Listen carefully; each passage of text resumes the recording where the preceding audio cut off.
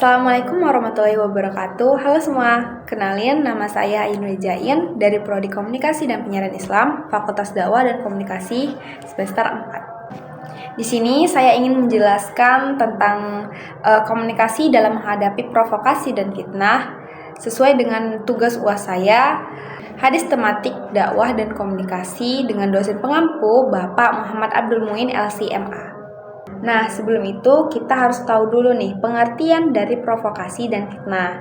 Nah, provokasi itu merupakan perbuatan yang membangkitkan kemarahan, tindakan menghasut, penghasutan, atau juga pancingan. Nah, biasanya provokasi ini juga bisa disebut dengan adu domba. Lalu, pengertian dari fitnah itu, fitnah adalah membuat pernyataan palsu tentang orang lain atau seseorang dalam bentuk entah lisan maupun tulisan dengan maksud untuk mencemarkan nama baik seseorang tersebut. Nah, kita lanjut ke hadis yang terkait dengan provokasi dan fitnah. Nah, ada hadis yang terkait dengan tentang provokasi yang berbunyi ala ukhbirukum bisyirarikum qalu bala qalu al-masyauna bin namimati al-mufsiduna bainal akhibati al-bakhunal hura al-anaba, yang artinya, maukah kalian aku beritahu tentang orang-orang yang paling buruk di antara kalian, yaitu orang-orang yang kerjanya mengadu domba atau menghasut. Nah, yang gemar mencerai-beraikan orang-orang yang saling mengasihi atau yang bersahabat, dan yang suka mencari kekurangan pada manusia. Hadis riwayat Al-Bukhari. Nah, pada hadis ini Rasulullah itu mengatakan kalau orang yang suka mengadu domba itu adalah orang-orang yang buruk di antara orang-orang lainnya. Nah, kita lanjut ke hadis yang terkait dengan fitnah yang berbunyi la yadkhulul jannah qaumun yuhibbuna an yunsyurul fahsya, yang artinya yaitu tidak masuk surga orang-orang yang menyebarkan fitnah. Ini merupakan hadis riwayat Bukhari dan Muslim. Tapi balik lagi, hanya Allah Subhanahu wa taala yang bisa menentukan kita masuk surga ataupun neraka. Kita masuk ke teknik komunikasi dan penerapannya. Ketika kita dihadapkan dengan fitnah, yang pertama kali kita lakukan itu adalah jangan terpancing emosi. Nah, orang yang sering kali memfitnah itu biasanya dia itu mencari reaksi emosional kita, sehingga fitnah yang dilontarkan itu bisa mendapatkan perhatian lebih.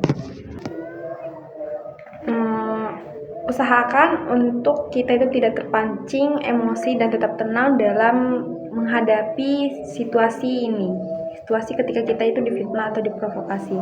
Lalu yang kedua itu jangan membantah secara terbuka. Nah, ketika kita dihadapkan dengan fitnah, lalu kita sebenarnya pengen itu tergoda untuk membantah fitnah itu secara terbuka, hal itu bisa memperburuk keadaan. Jadi banyak orang itu kadang nggak percaya dengan penjelasan kita, dan itu bisa membuat kita terlihat defensif.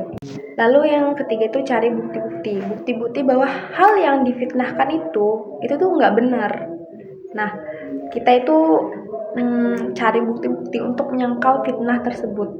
Karena kan pastinya kalau fitnah itu kan hal-hal yang bohong, hal yang ditambahkan. Nah, pastinya kita bisa dengan bukti itu kita bisa menyangkal fitnah tersebut.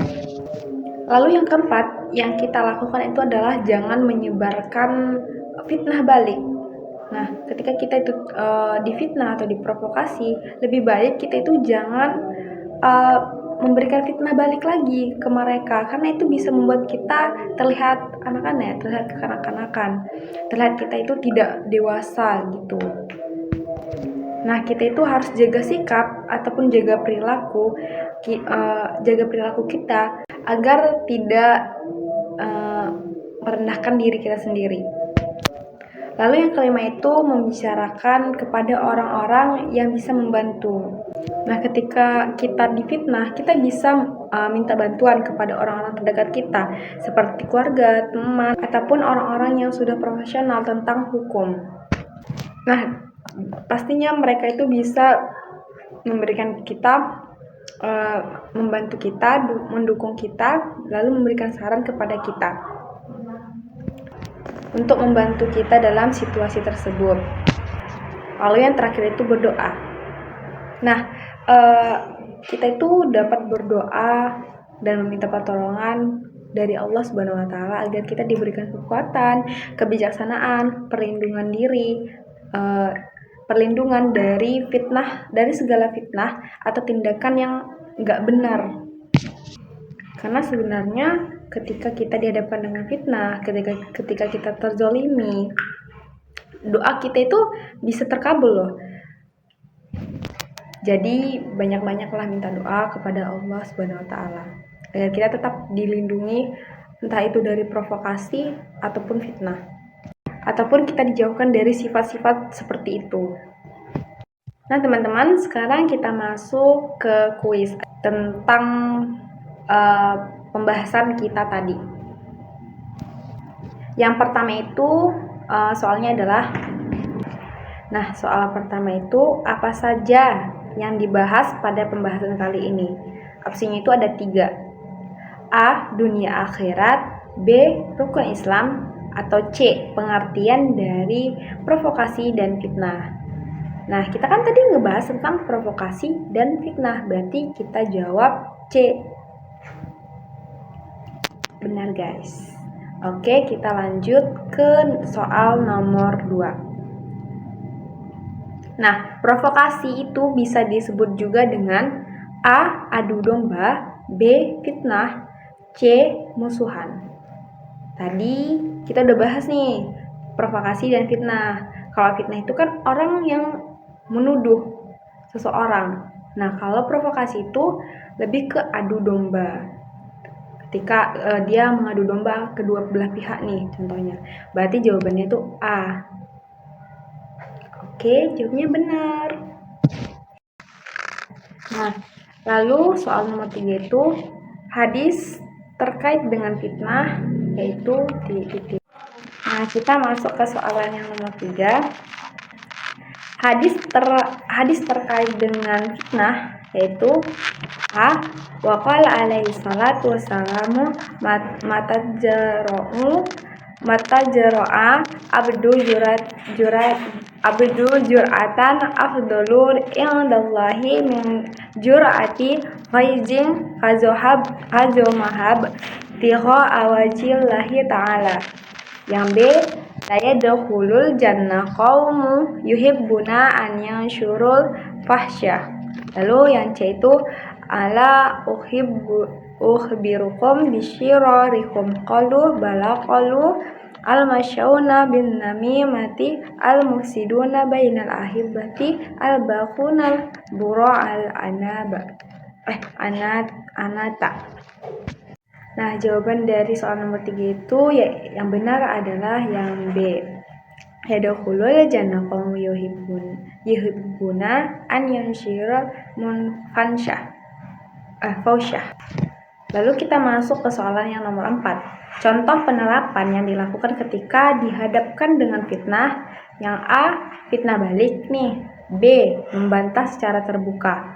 Atau C. Cari bukti yang valid. Dan pastinya kita jawab yang C. Oke, ini merupakan soal atau kuis yang terakhir, nomor 5.